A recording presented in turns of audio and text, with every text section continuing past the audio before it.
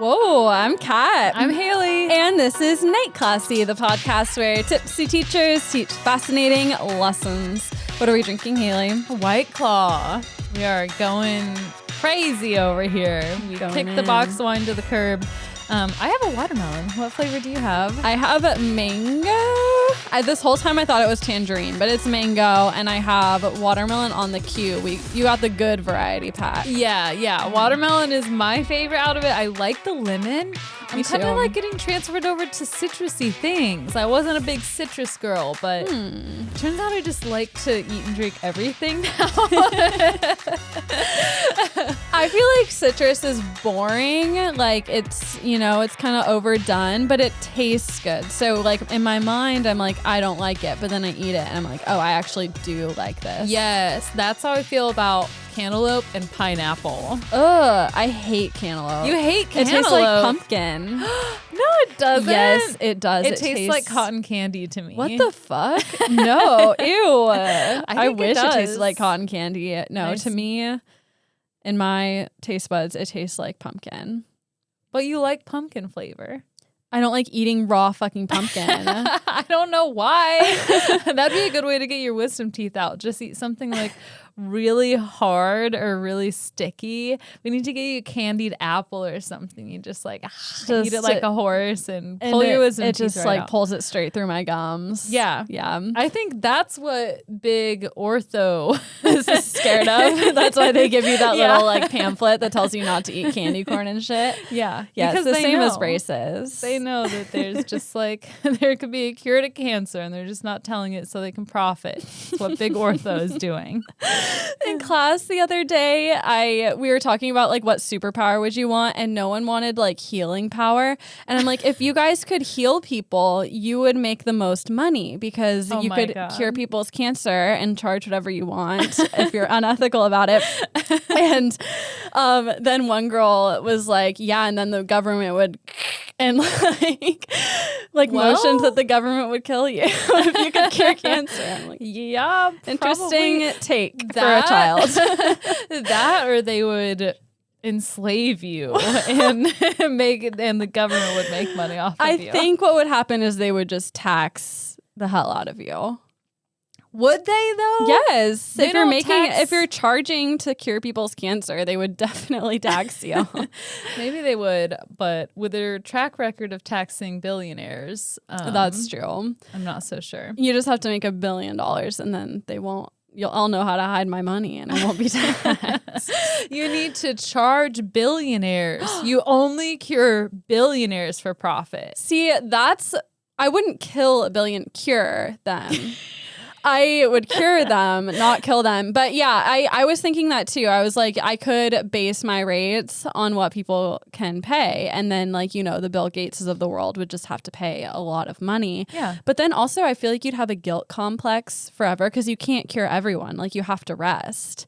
And then people would be dying. Is and that you'd be part like, of the superpower? You have to rest? I mean, I would want to rest even if I didn't have to. I don't know. It like got it became a very complicated conversation very quickly. Yeah, and this is a very serious topic. Was not about math in my class. They know how to get me. Technically, math and science go hand in hand. Being a healer is like being a doctor. Doctors study math and science. There you go. Being a magical healer is indeed much like being a doctor. This is why I need to go to law school. Yeah, when the principal calls me into his office to discuss why a parent You're emailed and what? said, why did we talk about superheroes for 45 minutes in math class? I'm going to tell him that. Literally, I'm being relatable. Yeah. I'm building relationships. Isn't that what you want me to do? It's good pedagogy. Culturally relevant teaching. Pedagogy queen. You know it. Oh, goodness. Well, I wish you were a freaking healer because I have COVID. Well, had it. If you had it currently while we're in the room together, I'd be worried. That would be worrying. I'm feeling better now, but if you hear me sniffling or blowing my nose to the side during this episode, it's because I got the vid. And I'm fully vaccinated and boosted, and I was still really sick, so I can only imagine how crappy I would have felt if I was unvaccinated. So yeah, get vaccinated. Facts girl summer. How was it being out with COVID? What'd you do?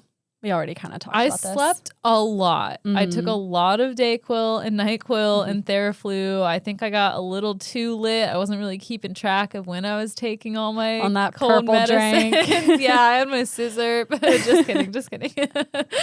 I mostly just slept a lot, and my bones, like my muscles, were even achy. No, I thought I had flurona. Yes, it was awful. Ew. It was so terrible. I like got out my humidifier that I haven't used since we were in our old house, which was almost 2 years ago, because it was like, my throat, I can't. Wow. Yeah, it got you really bad. And now I have just the shortness of breath remaining and fatigue. Well, I'm glad you're better now. While you were gone, I haven't seen you in like a freaking week and or more. And while you were gone, Alec and I had a good time. Alec has become a horse boy now. It's very exciting. I told Kat, but I didn't tell you, Alec, that Tommy was so excited. You posted a picture of Alec riding the horse, and Tommy was like, look where Alec is. Look, he went horseback riding.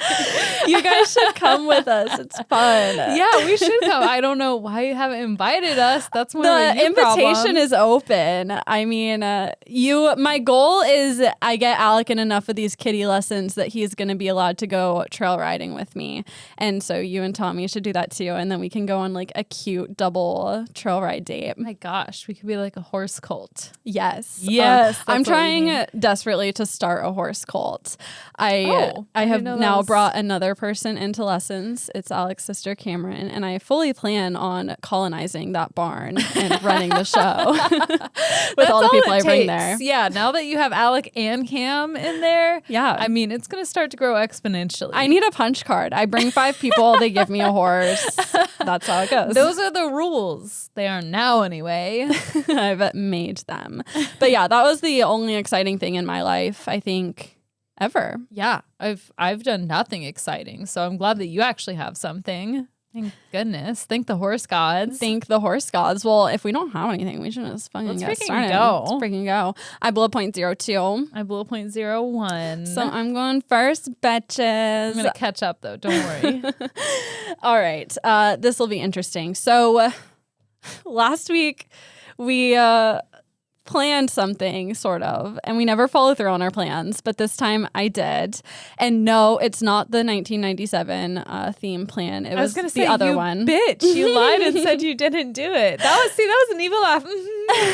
No, I didn't do. You know what? I looked up things that happened in 1997, and like Princess Diana's death was on there. So I'm like, fuck, like if I do it, I'm going to have to do that. But you know more about that than I do. So I was like, I can't do it. Hayley has to do it. That's freaking weird, actually, because not remembering the 1997 thing, I was looking up trying to figure out what topic I wanted to do. I was like, uncommon conspiracies around Princess Diana's death, but it was all just full of like all the stuff that most people know. Yeah, you need to do an episode on stuff most people know, because I don't know shit. And so if you just went straight to the weird conspiracies, I'd be like, I would not. I'd be lost as hell. Okay, well, what are you doing? Definitely do that.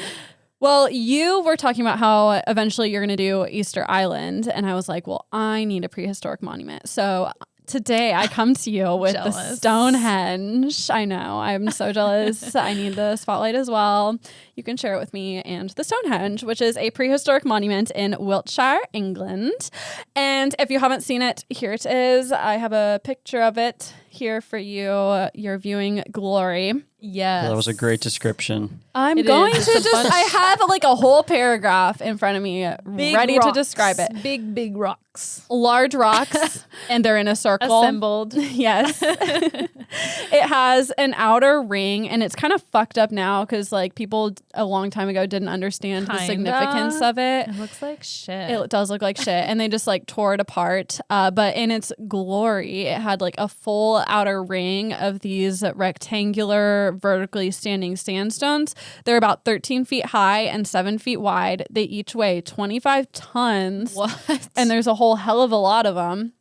Yeah, like at least, I was going to say 5, but I mean, there's at least There's 5, like but they're at least like 25. It's like that, r/technically truth. Like, there are at least 5. Again, why I should be a lawyer. And then they're like standing vertically, and over the top of them, there are horizontal stones making this sort of archway, but they're all like pressed together in a circle. Then there's an inner ring of more of the same shit. And then inside that ring, there's some of these what are called blue stones, or I've heard them more commonly called basalts. They're not bath salts. They're basalts. They're bath salts. Remember when everyone was getting high on bath salts? And I say everyone as if I knew anyone doing it. But like in the news. So common. Florida man gets high on bath salts and eats woman's face. That's the main one I remember. My goodness. Are the ones in the inner circle taller than the outer circle? I think so. And then there's like these little small ones. And I think those are the ones that are the basalts, those little baby ones. Yeah. So there's all kinds of just weird random stones. And they're really fucking old. That's like the whole thing. So archaeologists estimate that the Stonehenge was built between 3000 and 2000 BC. What? Yeah. I can't even, like, I know that was a long time ago, but it was a long time ago. It basically means nothing to me. That's how long ago it was. It's means, like telling me that someone is a 400 billionaire. Like, I don't even know what that means.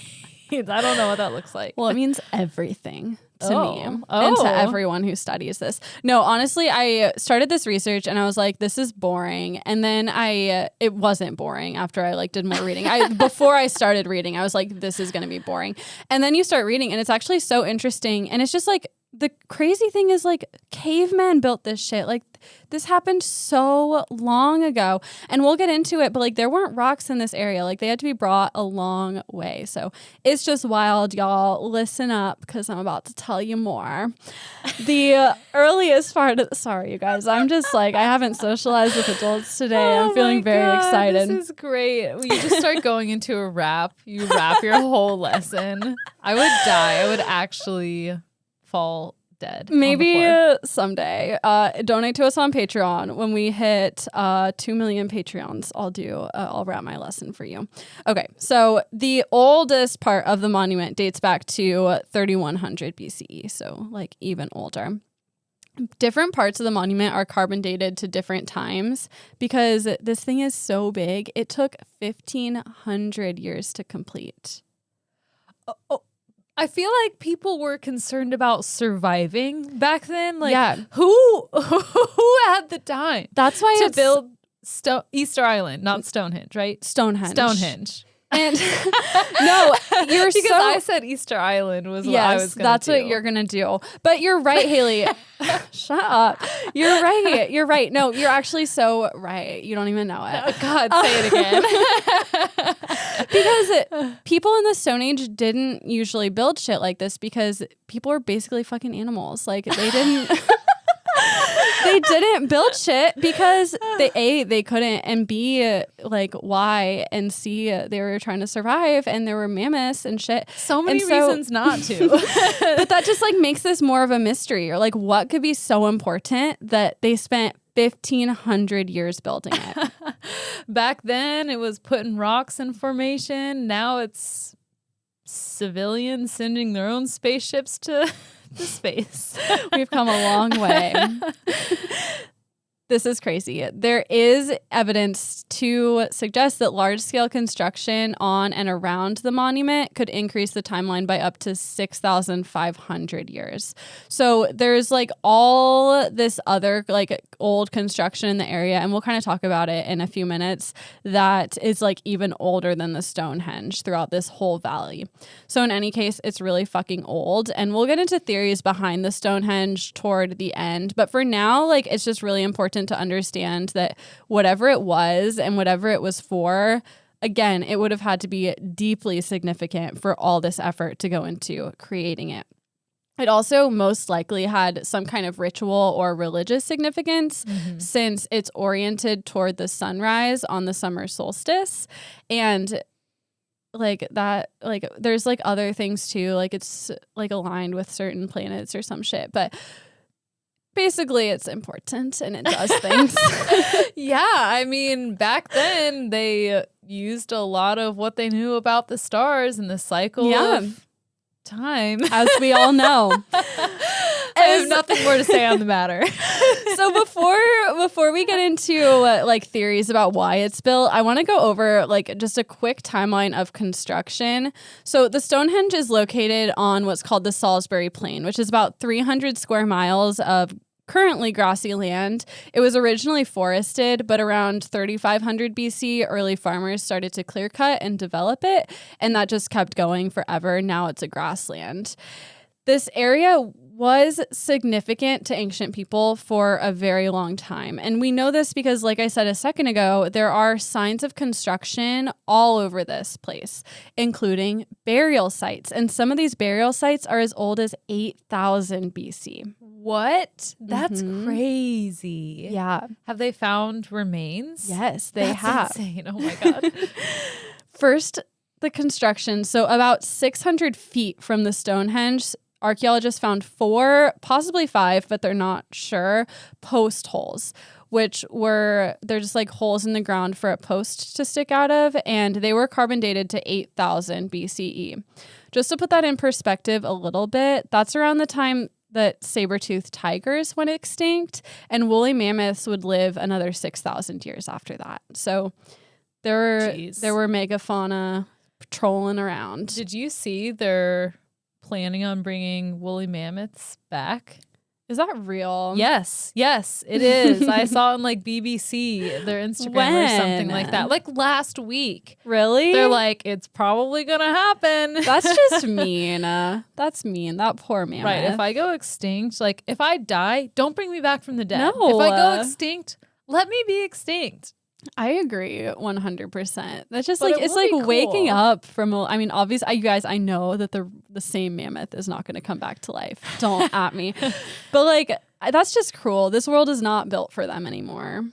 Yeah, especially they're planning on putting them in the Arctic, but pretty soon that's going to be fucked anyway. And what if they have some crazy disease that they give to everyone else? Like, it just seems like, I'm sure the scientists, you've seen Jurassic Park. We know what happens. It might be for the best if a disease just takes out everyone and then Mother Earth can heal. I mean, I'm kind of maybe for that's that. what COVID is at this point. No, it's not. It's going to be freaking endemic. So these holes that we're talking about, they would have held pine posts about 30 inches in diameter. So pretty big. 3 of the 4 holes, Like a tree? they're not, trees weren't there. They were dug to stick What pine kind of posts in there. Okay, so like a cut down tree. A cut down tree. There you go. In other words, a post. What is wood exactly? Honestly, I don't know. This COVID brain fog is deleting my memory of You keep everything. saying pine. What is it? I'm not sure you know what pine means. We're so stupid. Anyway, 3 of the 4 holes were in east-west alignment, indicating possible ritual significance, which to me, I'm like, that just means they were all facing the same direction. Like, are we going to assign a ritual to everything? But there's people that know better than I do, obviously. So I guess we'll listen to them.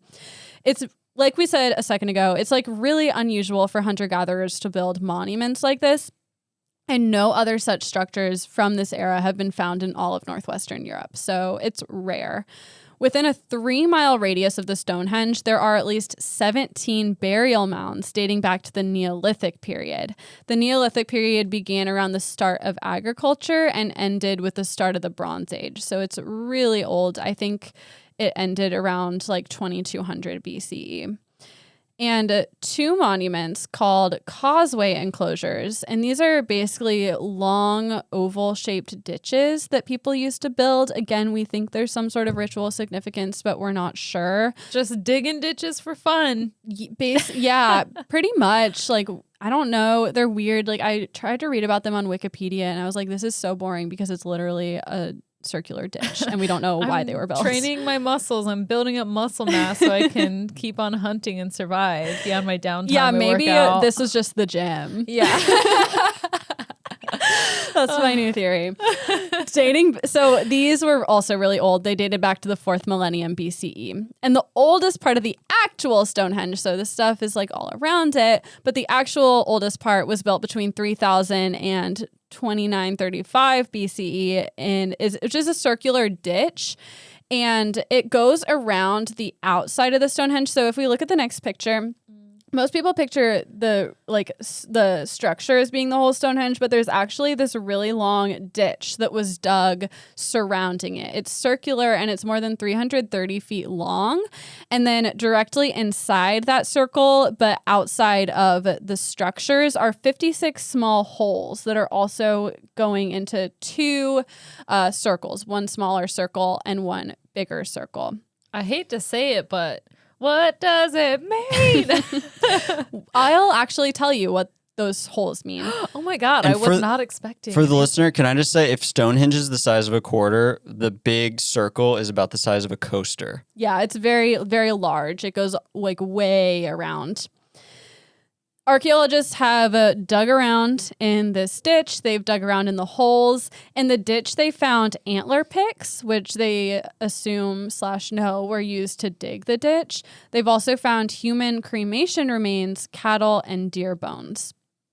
And the cattle and deer bones, some of them were already hundreds of years old when they were put there. So it's like, why were they put there? Ooh.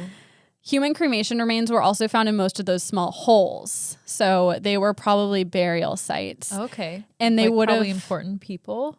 most likely, yeah. And they would have been marked like on top of them. There would have been Welsh blue stones. And if you remember, we saw some of those little blue stones inside the Stonehenge. So it would have been those same type of like oval rocks in those holes above the cremation remains. Unburnt human bones have also been found scattered over the area and Unburnt human remains? So most of them were cremated. Yeah. Some of the bones they found were not cremated. Oh, okay.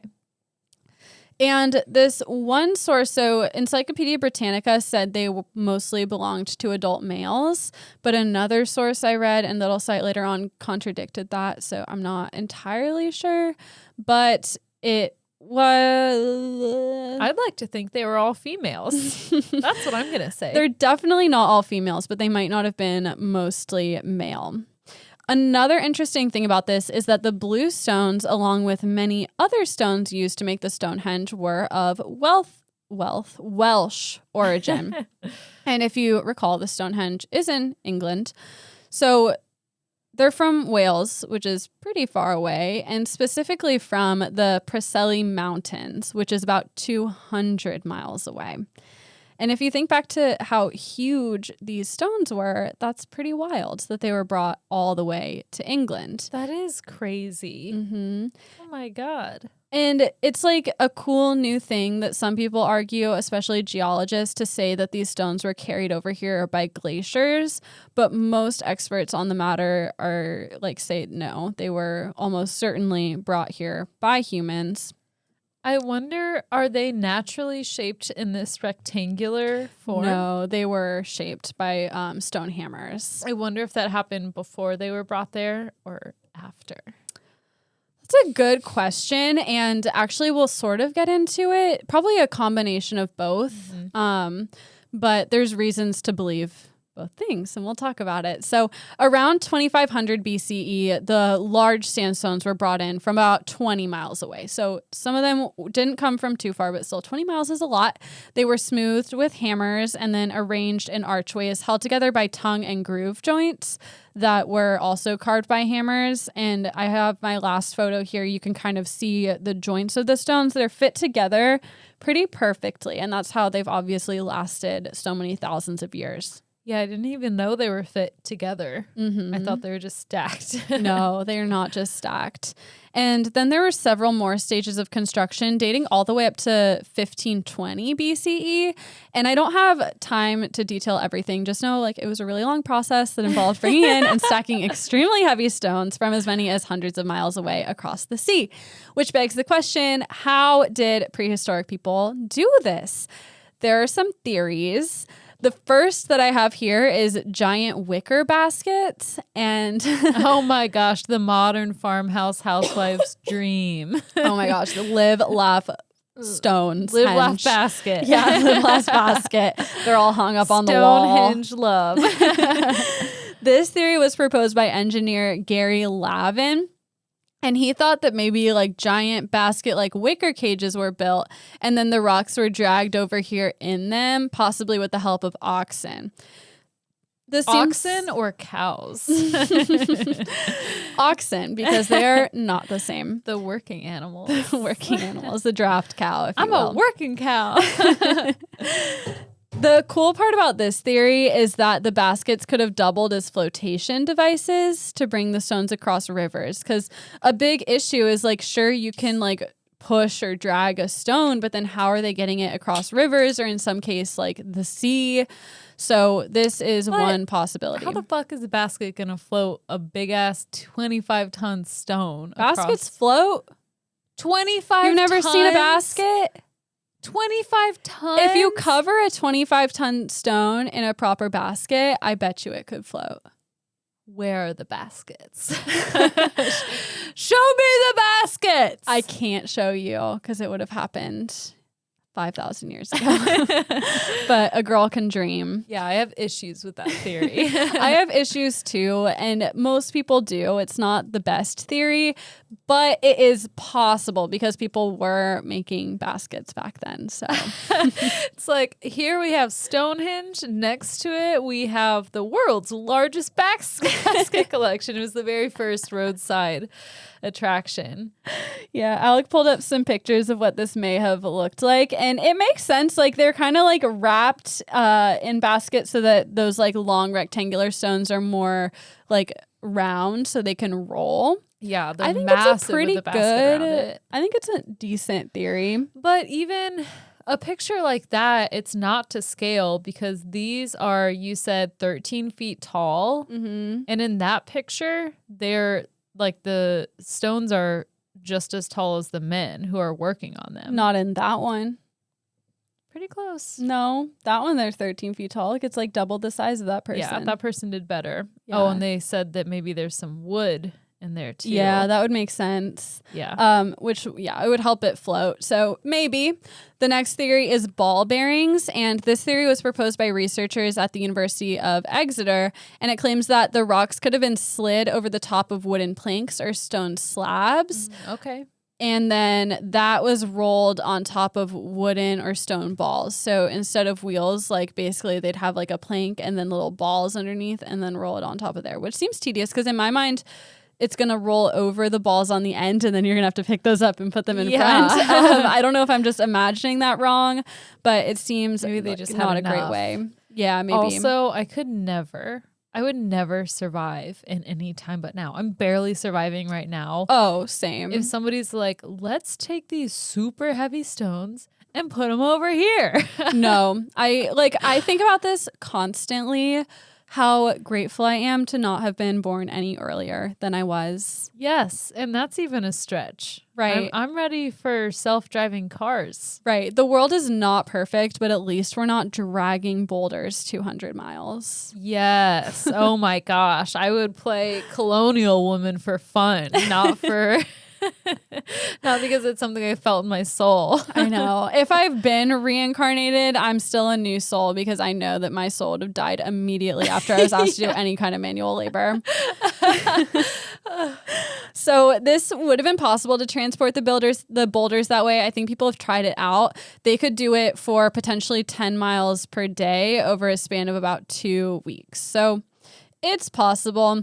The other theory is tiny stones, which is a similar theory to this one. And a retired construction worker named Wally Wallington. Nice. Yeah. Love that for Great. him. And Wally Wallington's a fun guy. He built a replica of the Stonehenge in his backyard. And I think he lives somewhere in the Midwest. I didn't put it in my notes. Naturally. I know. It might have even been Ohio. I'm not sure. But he figured out that you can move really heavy, large objects by placing them on round walnut-sized rocks and then rolling them. Oh, wow. And he estimates that one man could move a 1-ton concrete block 300 feet per hour using this method, and a whole team could move larger objects even faster. So well, there you that's go. a possibility. Just get tiny rocks. Mm-hmm. Like I said earlier, there's that other theory that glaciers transported the rocks. Most people are skeptical of that one, mostly because there's no other large rocks in the area. So, like, how would a glacier bring exactly the right number of rocks for the Stonehenge? And how would a glacier assemble them like that? I don't know. Seems impossible. Glaciers were really smart back then. They've had a downhill. We've ruined decline. them. They've been in an abusive relationship with humans for. They just got lazy. They don't pull their weight.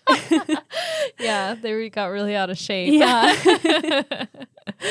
And then, of course, we would be remiss if we didn't talk about alien theory. Yes, thank you. Finally. Also, 100 years from now, we're going to get canceled for calling glaciers out of shape. They're going to be like, what? Because, people look back and are like, wow, that thing that person said 100 years ago is really fucked up. I guess that is pretty rude. Yeah, sorry.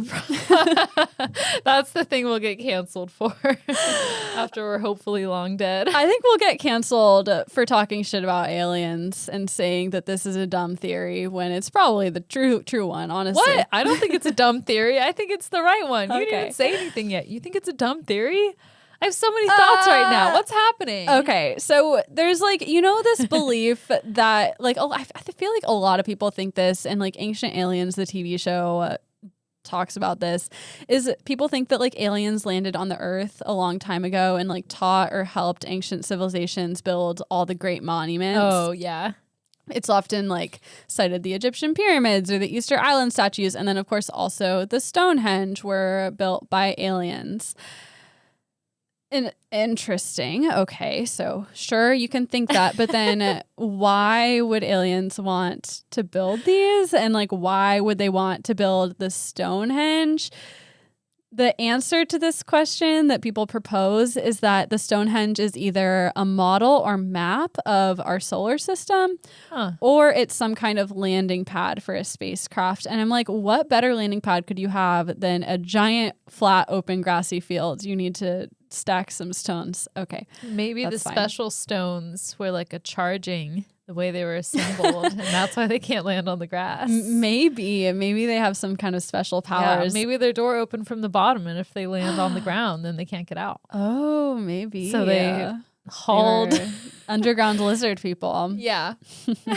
I just think aliens are fun. I know that they are people fun. back then could have definitely and probably did do the pyramids and definitely Easter Island, because I did start research on that in Stonehenge. Yeah. But it is fun to think about. My one thing with alien theories about monuments like that is these were built by Homo sapiens, which we are, and we've built the Empire State Building. Yeah. And it's if an animal can build the Empire State Building, it can stack rocks. Yeah. That's what our species does. I 100% agree. And back then, the people in power had basically unlimited labor. Yeah. You could make people do whatever you wanted. So it makes sense to me. So now that we know about some ideas of how this could have been built, let's talk about the why. In essence, we don't know, but we have theories. There's a 12th century writer called Geoffrey Monmouth who wrote the first account and the first history about the construction of the Stonehenge. He's also, by the way, just BT dubs, the writer of the King Arthur tales, and he also wrote a mythical account of the history of England. Oh my gosh, he was busy. He was busy, and back then, his stuff was taken as if it was true. Naturally. Yeah. So his account claims that in the 5th century, hundreds of British, including nobles, were slaughtered by the Saxons on Salisbury Plain. And the king wanted to build a memorial for them on the site of the battle, which is on the current Stonehenge place. The wizard, but he was unsure how to do it because there were no woods and there was no stones nearby. So how can you build a monument without those important things? The Wizard of Merlin, though, and he's this famous wizard from the medieval times, and he was like, I know what to do. His solution was to go to Ireland and take a structure that was already there. And this was called the Giant's Dance or the Giant's Ring.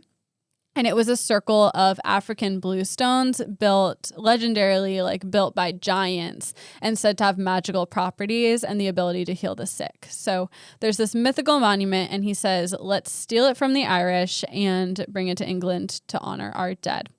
The British army fought a battle for the stones and they won, but they were unsure how to get them to England. This is when Merlin stepped up again and he used magic to bring them to the shore of the sea and then put them on rafts to Britain where the Stonehenge was built.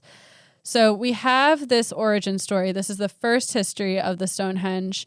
And for hundreds of years, it was taken as fact. And that was believed to be the true origin of the Stonehenge.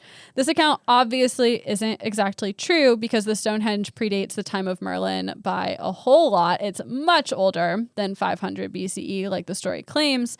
However, Yeah, sounds like a different version of what's his name? Rasputin. What? I don't actually That's his know name, right? really anything about Rasputin. You don't? No. Oh, And my everyone God. tells us to cover it. So if you know about it, go Oh, ahead. yes. Yes. Well, that is an easy picking of the topic because There you go. he's crazy. Crazy. All right. Well, I'm excited to hear about it. So this sounds crazy that a wizard brought these stones over, their magic and all that, but there actually might be some truth to it. Archaeologists in 2021 found a dismantled circle of stones in West Wales that are believed to have been some of the building blocks of the Stonehenge. So it's possible there was really was an existing monument that was taken over to build the Stonehenge. Oh, wow. Oh, my gosh. That is so unlike Englishmen to take something from one place or just make it their own. I know they never do that. I'm shocked. It's so weird. So out of character. I'm disappointed in them. And honestly. all it took was a wizard to to change their wizard's ways. gonna wizard. Wiz is gonna whiz. Whiz gonna whiz.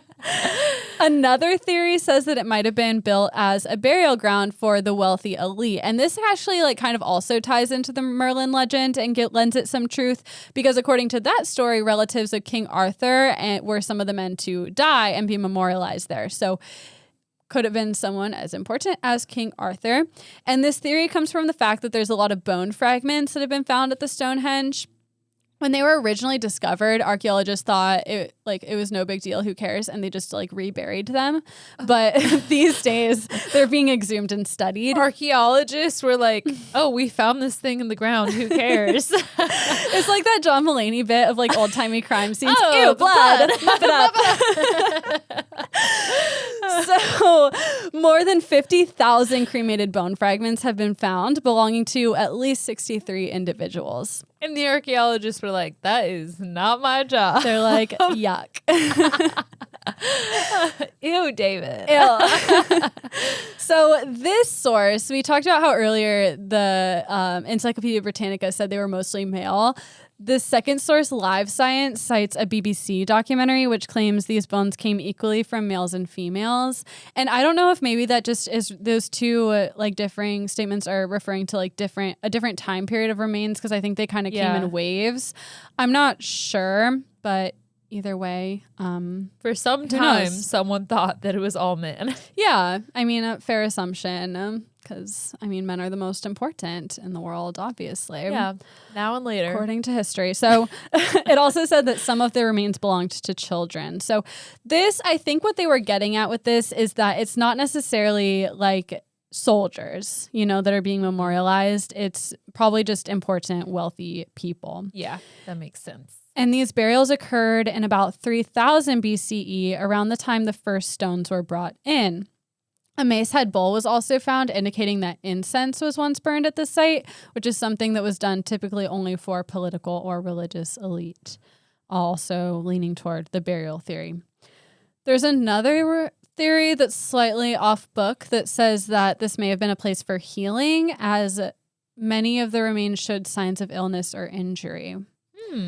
It could be both. Yeah, it could definitely have multiple uses. And this, also smaller bluestones have been found and believed to maybe they were believed to have healing powers, which again goes back to the Merlin legend because the giant's ring was supposed to have healing powers. And so those stones were brought over here. So I think with any old history, it always comes with a kernel of truth, which I think is really cool. Yes, could not agree more. Archaeologists have found fragments of bluestones which they think may have been chipped away by talismans or ancient people for healing purposes, for example, as amulets, Ultimately, though, there's two main branches of thought about what the Stonehenge was for. And that's typically you either think it's a holy site or some kind of scientific solar observatory. This is because of the Stonehenge's alignments with the sun and the moon. And it's possible that it also has alignments with certain stars that points as its early use as maybe a solar calendar, or it could have been used to predict astronomical events like solar eclipses. It also could have been linked to early religious rituals surrounding the changing seasons and summer and winter solstices. Like we said in the beginning, the site faces toward the summer solstice sunrise, and archaeological evidence reveals that pigs were slaughtered at this site in December and January, pointing to the possibility of a possible winter solstice ritual. In the 17th and 18th centuries, a lot of people believed that this was a Druid temple for Celtic pagans, but we know now that it predated the Druids by about 2,000 years, so it's not a pagan temple. Way off. Yeah. But pagan Druids do still gather here on the summer and winter solstice, as do a lot of people. But finally, my favorite theory is that it was built to resemble a vagina as a celebration of Mother Earth. Oh my God. So yes, I love that. This theory was coined in 2003 by Dr. Perks, who's a researcher at the University of British Columbia. And she said, quote, "If ideas of the Earth Mother originated with or were shared by the people of the Henge, the Stonehenge could represent symbolically the opening by which Mother Earth gave birth to the plants and animals on which the ancient people so depended." So that one's kind of far-fetched. I'm struggling to see how this looks like a vagina. Me too. That's the good thing and bad thing, really, about theories is that it's whatever the fuck you want it to be. Anyone can have one. So who's to say? Makes me want to show that Stonehenge my bone hinge. I know it's kind of more phallic than anything else, but Yeah. a girl super can phallic. dream. That was my lesson on the Stonehenge. My sources are Britannica.com, NationalGeographic.com, the Stonehenge Wikipedia page, the Salisbury Plain Wikipedia page, a History.com article called Solving the Riddle of the Stonehenge's Construction by Jenny Cohen, and another article called Why Was the Stonehenge Built? Then there is express.co.uk, kingarthursnights.com, voicesfromthedawn.com, evanstours.com, and livescience.com. Evan. Wow. I know 100% more than I did going into this. Me too. I really had no idea. I feel like you see pictures of it all the time and you're like, that's a boring pile of rocks. And then you do some research and it's actually pretty cool. So there you go. Oh my God. Well, thank you for that lesson. You're welcome. Thank you for listening. And let's hear a word from our sponsor. Be right back. This episode is sponsored by BetterHelp. Without a healthy mind, being truly happy and at peace is hard. The good news is that therapy works. But what is therapy exactly? Thank God it's exactly what you want it to be.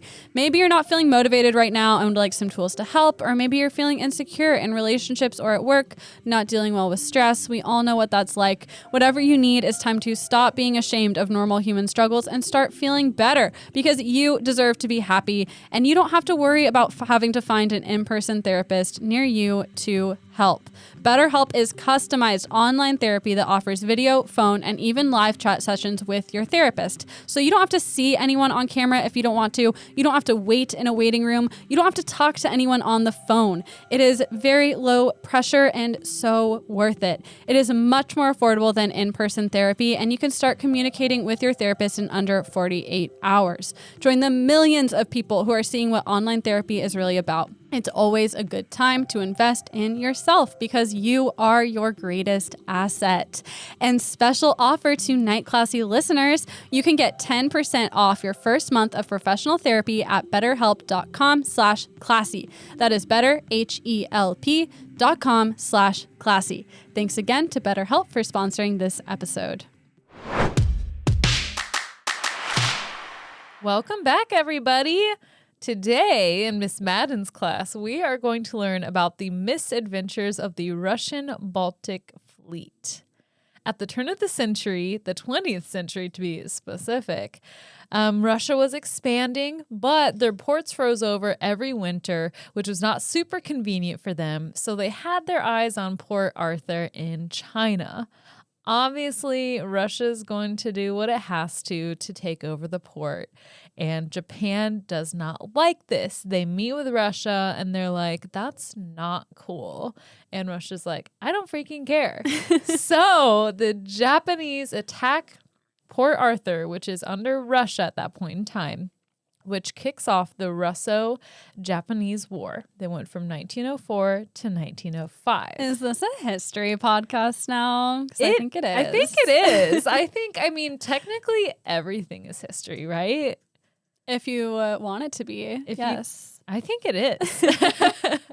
That's our new genre. Surely not comedy. So, fast forward a few battles, and the Russians are losing pretty bad. So Tsar Nicholas II is like, we have to send these troops back up. Excuse me. Everyone agreed, but they couldn't send their closest fleet, which was the Black Sea Fleet, due to treaty agreements. They couldn't pass Constantinople. So the Tsar is like, well, why don't we just send the Russian Baltic Fleet as the next best thing to save Port Arthur? The Russian Baltic Fleet operates in the Baltic Sea, and ships there also get frozen into the port. So, not only that, but the route that is the quickest route that goes like from the Baltic Sea around Norway and like over Russia is full of ice. So they couldn't take the quickest route.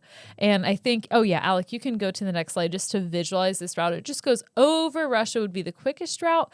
They had to take the next best route, which was to go down and through like the northern Africa and down the other way. Long as fuck. Yeah, 18,000 miles. Jeez, how long did that take?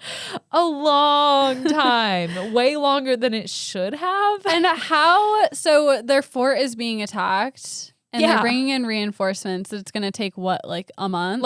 Oh, way more than a month. Way more than a month. Why Several even months. bother? Exactly. But Russia's like, this is our port that we stole. So dumb. So dumb. And to add to the simple feat of this 18,000-mile journey, it was a complete logistical nightmare because the Russians didn't have any holdings in Africa or South Asia, so they couldn't stop and refuel along the way. And their crew was basically just a bunch of peasants that had previously spent most of their time just hanging out. Yeah, they're used to being frozen on the dock. Like, we can be sailors. Just have to sit here and be cold. Yeah, it seems really easy when you're in the Baltic Sea. That was me before I knew what teaching was. Right. I was like, I can be a teacher. All you have to do is build relationships.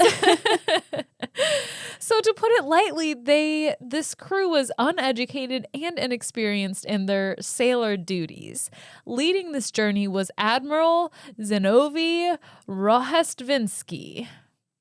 Perfect. He was known to have a short fuse, so much so that the crew wound up keeping a huge box of binoculars on hand and stocked at all times because this admiral was prone to throwing them overboard in fits of rage. I thought you were going to say so that they could all watch the drama go down whenever he got mad. That's why I would need binoculars. That's probably what they did until the binocular supply ran out. No, he would throw them overboard. So they've got it going on. They know where they're going. They know how they're going to get there. They have their leader. And they set sail to defend Port Arthur and bring glory to the motherland, despite lacking engineers, ammunition, modern naval tactics, modern for the time. And their journey begins on October 11th, 1904. Immediately, Kat, the flagship runs aground. What does that mean? It means that they hit rocks on the bottom of the water and their cruiser loses its anchor. So they're off to a really strong start. Like they haven't like barely left the They've port. barely even left. Okay. Yeah. Immediately they run aground, and while they wait for the flagship to like refloat itself and get its bearings, it wasn't damaged too bad, but it did have to go back and get repaired. A destroyer forgot that their friendly fire was on and accidentally rammed into one of their own battleships. So they had to like skirt back real quick and get their battleship repaired and their flagship repaired.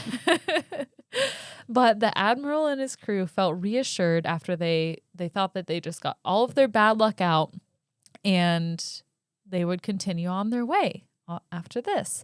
But all of these crew members were particularly paranoid, and this hysteria started to spread throughout the fleet. I mean, I can see why they'd be paranoid. They're paranoid, yeah, right off the bat. Like because that's not paranoia. That's just like a correct level of well, they're paranoid. impending doom. They're paranoid that Japanese torpedo ships are going to be in the Baltic Sea. Okay. And they have, some sources say that they were just kind of dumb and had no sense of geography. Yeah. That Which makes sense. could be. I mean, I would be scared as fuck being on yeah. a naval ship. Yeah, I would be right with them. And you know that when you get to Japan or China, you're going to have to fight. And so you're probably scared of that the whole way. It doesn't matter, like rationally, that you know they're not going to get you in the Baltic Sea. You're on your way. I would jump overboard before, like, immediately. Immediately. I wouldn't have even made it a winter frozen in a dock. Hell no. Hell no. So these guys are already strong AF. But this paranoia spreads throughout, and they get near Denmark. Their paranoia is in full bloom. A fishing ship approached this fleet to deliver a message, but the crew opened fire on two innocent fishermen because they thought that they were the Japanese. Thankfully, the fishermen did survive this attack thanks to their terrible aim. They were like firing like crazy, did not hit the fishermen, did not hit their boat. Everything was fine. But their message was like, hey, Admiral, just wanted to let you know you've been officially promoted to Vice Admiral. And that was it. Like, they just had to get the message to this admiral. Okay. Via boat. So there was that. There were plenty of other false alarms, including the time one of the ships signaled to the other ships in the fleet that it was under attack by 8 Japanese torpedo boats. But there's literally nothing. They're like, oh, it's fine. It's fine. It's How fine. did they talk to each other? Their lights, they would use the lights in okay. Morse code. So they just didn't know what they were blinking? I don't know. There are so many instances where you're going to be like, what? And I'm going to say, I don't know. Okay, gotcha. I think a lot of it in that instance was the paranoia and kind of hysteria. I don't know how long they had been out at that point in time. This whole thing lasted about like 8 months, I would say. Oh, wow. Yeah, a long time. I don't understand. So did they just like wait to attack them? They're like, okay, you have 8 months to bring in reinforcements. Like, a fight is not going to last 8 months. I don't know if Did it they was think like, that they were going to take the dock back, maybe, or take the port back? Maybe so. Yeah, it was probably something like that. Honestly, I zoned out when it got into all the minuscule details of the war, and I was like, I understand. Boring. Wikipedia had like 10 pages on the timeline of the freaking Stonehenge being built. It's like, no way. Oh, yeah, we don't need those details. No. You got to know when to hold them. This is not that podcast. No. So the crew finally makes their way out of the Baltic Sea, and they head toward Britain. Here, they encounter a few small fishing boats. And believe it or not, the paranoia had not yet worn off. They opened fire on this very small group, like about 3 of them, 3 fishing boats, misinterpreting them again for Japanese torpedo ships. And this time, they're not messing around. They're like, fool me once, shame on you. Did they know what a Japanese torpedo ship was? I doubt it. I highly doubt it. Aren't torpedo ships under the water anyway? I think a torpedo is. I don't know. Oh, yeah, that'd be a submarine. Yeah. But I don't think so. It doesn't seem like that. Based on their track record, it seems like they know almost nothing. I mean, to be fair, I don't know what a Japanese torpedo ship is, but I'm also not going to go fight one. Yeah, they had almost no training, as we'll later learn. This is what they looked like. Okay. It just looks like I mean, it another does ship. look like a fishing boat. Yeah. I could see how you'd mistake a fishing boat for that. So they go crazy. They are just firing off here and there. It's so chaotic that some of the Baltic Fleet ships start firing at each other.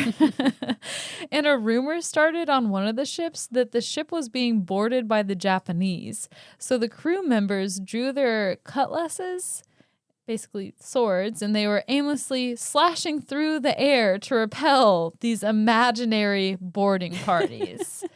That would be me. Just like close my eyes and wave my sword around. Oh, no. I'm going to tell you what would be you. Okay. Those who weren't aimlessly swording away simply curled up on the deck, donning their life jackets, accepting their demise. Okay, yeah, you're right. I know you. And I know me. That would also be me.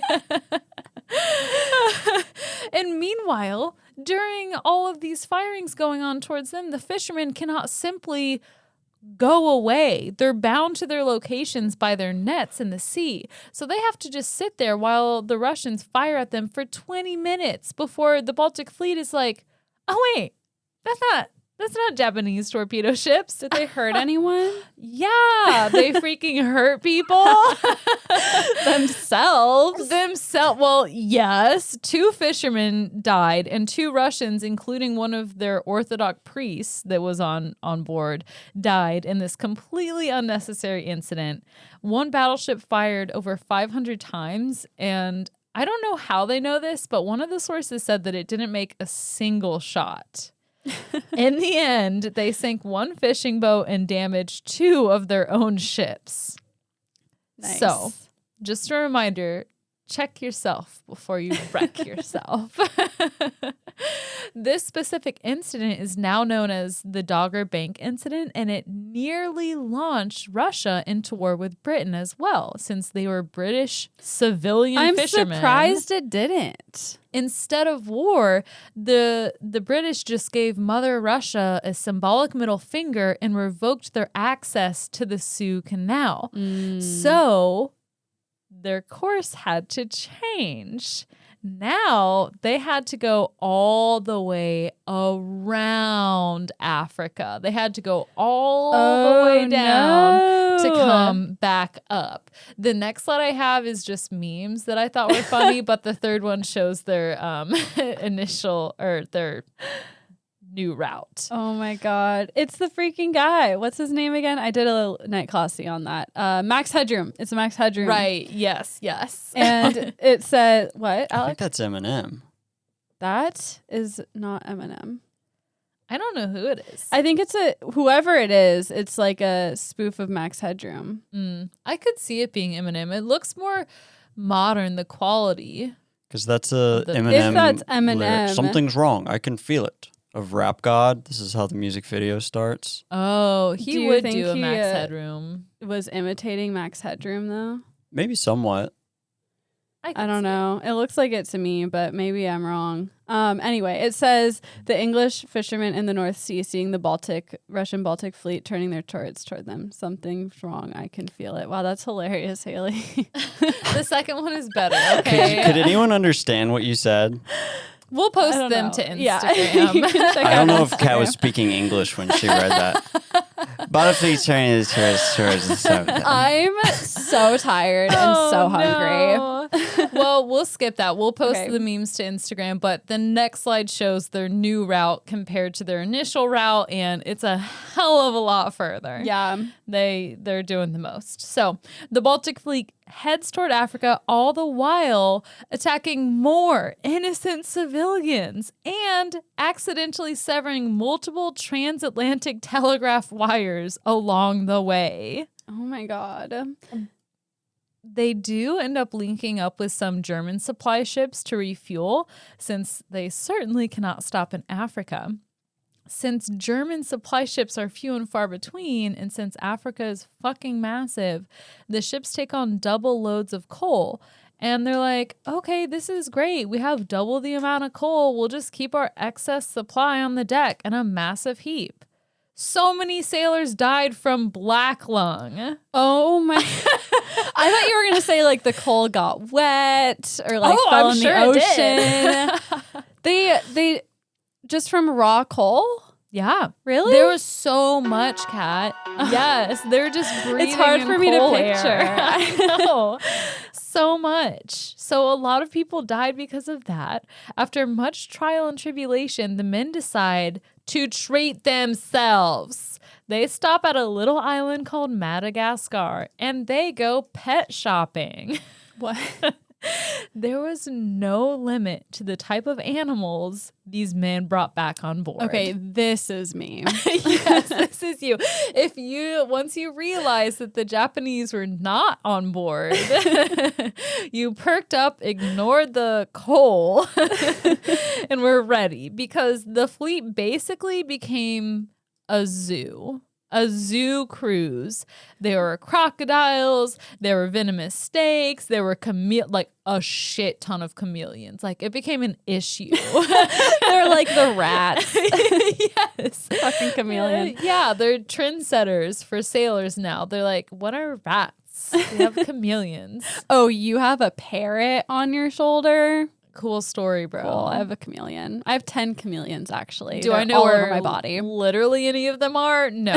They're on my body. No idea where they are because I can't freaking see them. Tell me they at least got a few lemurs. I'm sure they did. Okay, good. I'm sure they did. One of the big stories around this, though, was that one of the venomous snakes took a liking to vodka. They would give it vodka to drink all the time.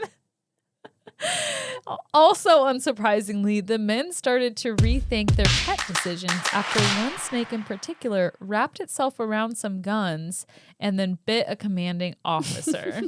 They're like, maybe I don't need a venomous pet snake. 100 venomous snakes. One sailor brought back a parrot, which he gifted to the admiral. Classic. They're basically pirates. You gotta have a parrot on your shoulder. The parrot got along really well with the admiral and quickly adopted all of the admiral's angry cursing that he constantly spewed. So they were two peas in a pod, and it wasn't long before the flagship became overrun with chameleons. So I wonder if they were having sexy time with each other or something. That just means they need to bring on more snakes so the snakes Control can eat the population. chameleons. Yes, and then some tigers so they can eat the sailors. Oh. Yes, the snakes, because tigers eat the snakes. Yes. Yeah, they're well known for that. What is a snake's I was going to say enemy. I guess enemy, but an eagle. Yeah, birds. And a mongoose. And mongoose are freaking scary. Yeah, they are. Don't like it. They're like a snake rat. Yeah. Well, no, thank you. Unsurprisingly, again, a lot of people died on this voyage, as previously mentioned, and they held their fair share of funerals and memorial services along the way. And all the little chameleons have to they turn themselves black. So they're in mourning. Oh my god. All the girl chameleons make their little head skin into one of those funeral hats that women wear with the mesh. Yes. The snakes are wearing the chameleons on their heads as the mesh. It was a very formal, serious affair, and that is exactly what happened. Oh my god, can someone draw that, please? Please, I need to dear see God, this. someone draw it. During one specific funeral on land, they decided to fire a gun salute, and it goes off, bah, and the admiral's like, that was great. You guys decided to load blanks, right? Crickets. You guys decided to load blanks, right? I think we all know the answer. They ended up sinking one of their own ships. What? Oh my God. Wait, they shot off the cannons of the ship? Yes, and they sunk one of their own ships. I hope it was the ship with the chameleons and the snakes. No, not the chameleons and the snakes. Okay, just the snakes. No, not. No? I'd rather see the chameleons go. Okay. So that's yeah. exactly what happened. I like snakes. I don't know why I'm pretending I don't like snakes. They're fine. Yeah, freaking poser.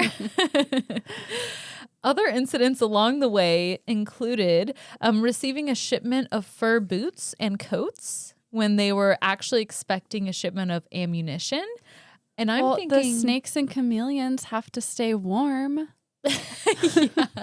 They're not They built stay warm. to live in the Baltic. And they're like, once we get to Port Arthur, we're gonna kill these snakes and make skin out of them, and it's just it's a process. Circle of life. Yes. But they didn't have the ammunition though, and I'm like, they're probably actually almost out of ammunition because they keep shooting at these civilians. The and ammunition their own ships. is just in the pockets of the fur coats, and they forgot to check. Yeah, They it just was throw like them some all overboard. espionage mission. They throw it overboard, it explodes, and they all die. The admiral realizes they were actually getting close to Japan, which is great because that's the whole point. And then panic ensues. And panic ensues because none of the men are actually trained. Since they spent all of their time frozen at port, they're like, surely we're never going to have to do our jobs. Surely we won't have to get on the ship. That's me. Whenever something bad is looming in the future, my brain just goes, it's not going to happen. That's not real. It's not real. So the admiral is like, okay, we're going to run some gunnery practice on a stationary target. And they get this big, like, I don't know if it was a tarp or what, but it's held up by two of their ships. And they're practicing shooting this target. And they should have just planned on using one of their own ships for target practice, honestly, because they end up sinking one of the ships anyway in this target practice. Okay. The crew did manage to achieve a single hit on one of the ships towing the target, which is the one that sank. I kind of said that backwards, but moving on. So they're really close to the port, and during the night, the Baltic Fleet approaches Japan near the Tushima Strait. In order to be sneaky, the fleet cuts off all of their lights, except for one, the Oral, which was the hospital ship. They kept their lights on to be in compliance of the rules of war. The Oral passes a Japanese ship in the dark, and after a slew of false alarms this entire voyage, they're like, no, couldn't be. We've learned our lesson. We've been burned before. The Oral passes this Japanese ship in the dark, and they don't think a second thing about it. Not having interpreted the ship to be Japanese, they're like, it's a Russian ship. It's one of our own. So they signal in Morse code to this ship. Basically, what they say is, hey, just a heads up, we're a Russian fleet sneaking up on the Japanese in the dark. Don't tell anybody. Hey, bestie, TTYL. LMAO. Got to go. Winky face, winky face. So the Battle of Tushima ensues immediately after that. Somehow, for all of their misadventures, they all come together. The Baltic Fleet truly held their own against the Japanese. Wow. Just kidding. They did not. They were fucking annihilated. 4,000 Russians die. 5,000 to 7,000 people were taken prisoner, and 21 ships sank. But how many chameleons died? All of them. The chameleons probably helped in the war effort more than the people did. They're just throwing chameleons at the Japanese. Take that. Compared to the Japanese, who had about 100 dead, 500 injured, and 3 of their ships sunk. So that pretty much ended the war in May 1905. Mm-hmm. Russia was like, okay, point taken. You're a baddie. I'm taking my chameleons and I'm going home. I'm going home. Mom, can you come pick me up? The Japanese are being literally so rude. I hate it here. This is not what I signed up for when I planned on just freezing my ass off in a port in the Baltic Sea. Well, that was my lesson on the misadventures of the Russian Baltic Fleet that you would not learn about in school. Certainly not German. Maybe not German, but certainly not Russian schools either. I don't think Maybe they're very Japanese proud. school. Yeah, definitely Japanese. Like, want to hear about the time we flexed on them hoes? Well, my sources are the Dogger Bank voyage of the... what does this say? Of the Damned at wholewelbs.co.uk. The Dumbest Russian Voyage Nobody Talks About by Blue Jay on YouTube. The Bear Steams East, The Amazing Journey of the Russian Baltic Fleet to the Pacific by Christopher Hoytish on warhistoryonline.com. And Reddit for inspiration for this lesson. Always got to thank Reddit. Yeah, Reddit's the best. I need to get on there way more often than I do. I would be nothing as a person without Reddit. Yeah, maybe that's what's missing in my life. is Maybe. Reddit. Time to spend 5 hours a day on your phone. Get ready. Yeah, I could definitely transfer that time from Instagram to Reddit. Yes. Because do that. Instagram is like basically meaningless. Yeah. But so is Reddit. Yeah, but at least I get lesson ideas. I guess I do occasionally from Instagram, but Reddit is full of, I feel like it's like not like the generically cool kids table in high school, but like the goth cool kids. Yeah. You The know what I actually mean? cool kids. Yeah. Not the jocks, not the cheerleaders. The ones who smoke weed in the parking lot. Yes, that is what I aspire to be one day when I'm back in high school. Someday when I'm reincarnated. Anyway, thank you for that amazing lesson. You're welcome. Thanks for yours. Thank y'all. You're welcome. All right. Well, and thank you guys for listening to that craziness. You are the So real much. MVP. We love you. Please remember to rate, review, and subscribe. That includes Apple Podcasts and Spotify. Tell a friend, follow us on social media, check out our Patreon. There's fun stuff going on over there. And we will see you next time. Bye, guys. Bye. 3, 2, 1. Class dismissed.